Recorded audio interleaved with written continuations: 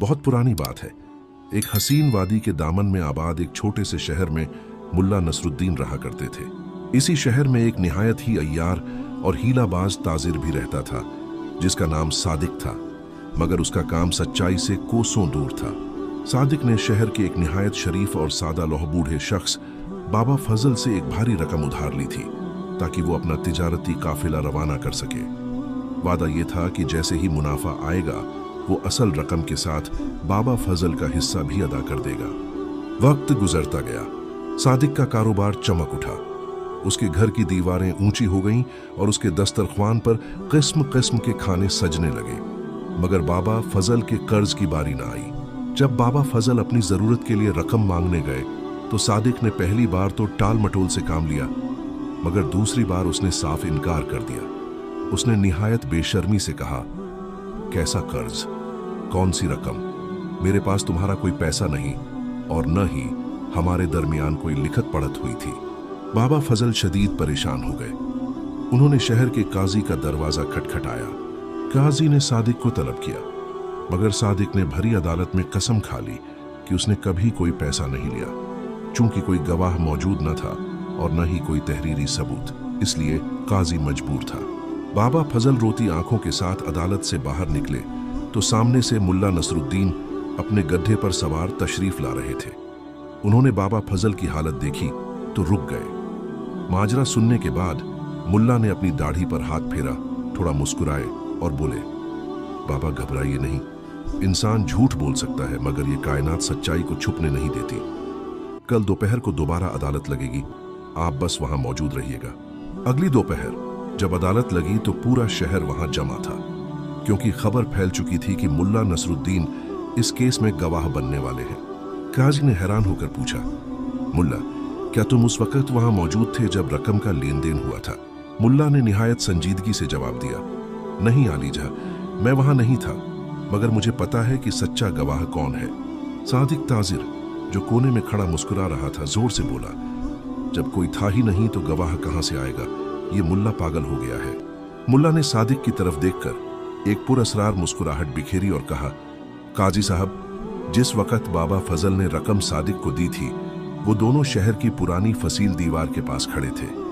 इंसान झूठ बोल सकता है, मगर वो दीवार जिसने ये सब देखा, वो झूठ नहीं बोलेगी। मैं उस बोलती दीवार को अदालत में गवाही के लिए बुला सकता हूं। अदालत में सन्नाटा छा गया। लोग एक दूसरे का मुंह ताकने लगे। काजी ने हैरान होकर कहा, मुल्ला, दीवार कैसे बोल सकती है? क्या तुम्हारा दिमाग ठीक है? मुल्ला ने कहा, आलीजा, मेरी इल्मी काबिलियत पर शक न करें। अगर आप मुझे इजाजत दें तो मैं अभी जाकर उस दीवार को अदालत में पेश होने का हुक्म देता हूं। वो यहां आएगी और बताएगी कि सच्चा कौन है।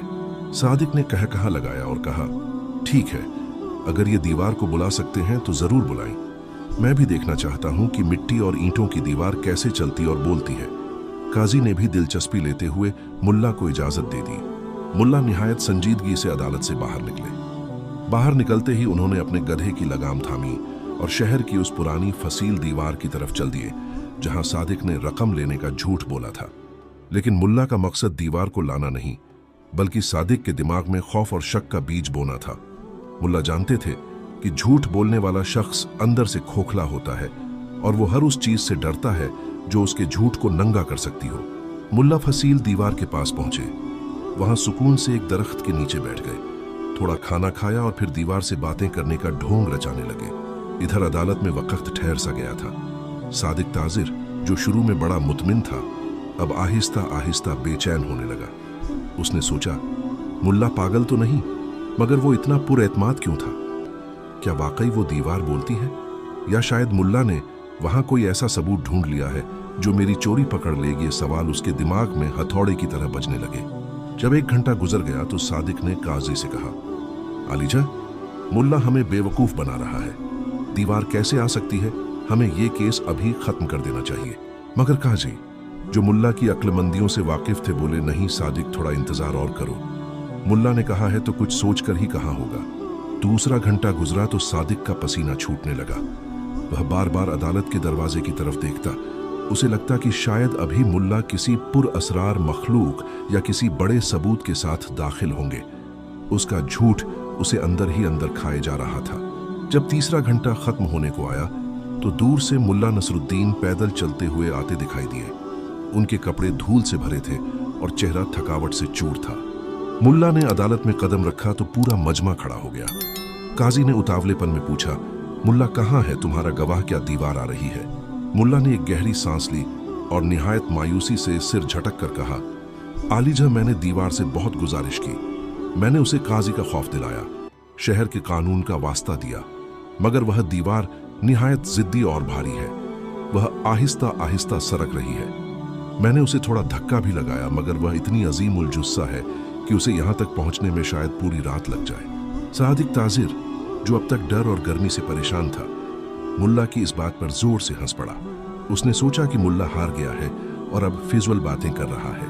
उसने अपनी चालाकी दिखाते हुए काजी से कहा, आलीजा, देखा आपने, मैं न कहता था कि यह पागल हो गया है।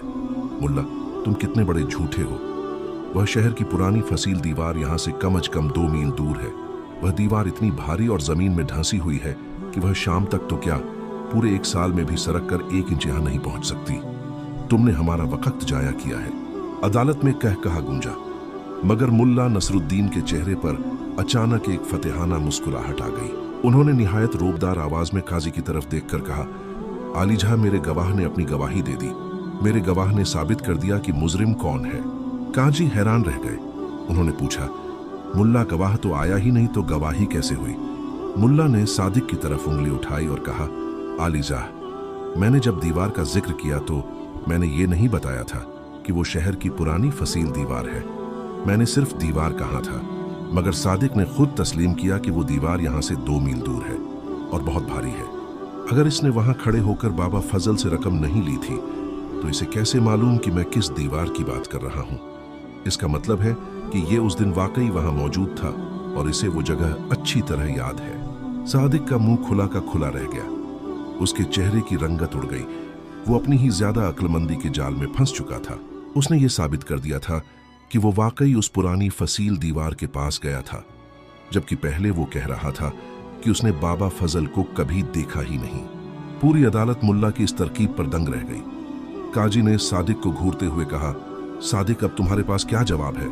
तुम्हारे अपने अल्फाज ने तुम्हारा झूठ नंगा कर दिया है। सादिक के पास अब चुप रहने के सिवा कोई चारा न था। मुल्ला ने साबित कर दिया था कि सच्चाई तक पहुंचने के लिए पत्थरों का बोलना जरूरी नहीं, बल्कि झूठे का डर ही उसकी सबसे बड़ी गवाही होता है। सादिक के पास अब भागने का कोई रास्ता न बचा था। उसने सर झुकाकर भरी अदालत में अपनी गलती तस्लीम की और फौरन रकम निकालकर बाबा फजल के हवाले कर दी। बाबा फजल की आंखों में खुशी के आंसू थे। उन्होंने मुल्ला का शुक्रिया अदा करते हुए कहा, मुल्ला, अगर आज आप न होते तो मेरा सहारा छिन जाता।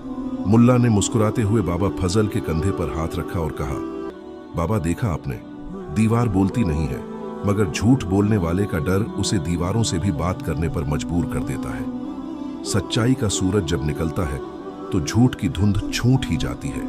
इस किस्से ने पूरे शहर को एक गहरा सबक सिखाया।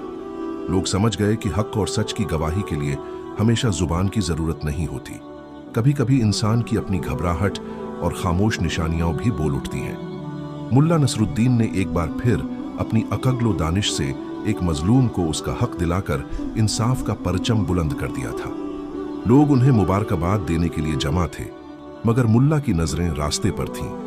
उन्होंने गड्ढे की लगाम पकड़ी और एक गहरी बात कहते हुए घर की तरफ निकल पड़े।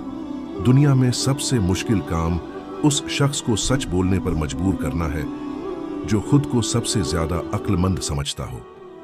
मगर याद रखो, चालाकी की एक हद होती है, जबकि सच्चाई की कोई सरहद नहीं। इस कहानी से हमें यह सबक मिलता है कि झूठ के पांव नहीं होते। इंसान कितनी ही मक्कारी और चालाकी से अपने गुनाह को छुपाने की कोशिश करे, उसकी अपनी जबान या हालत ही उसके खिलाफ गवाही दे देती है। सच्चाई का सूरज जब निकलता है तो झूठ के अंधेरे खुद ब खुद छूट जाते हैं।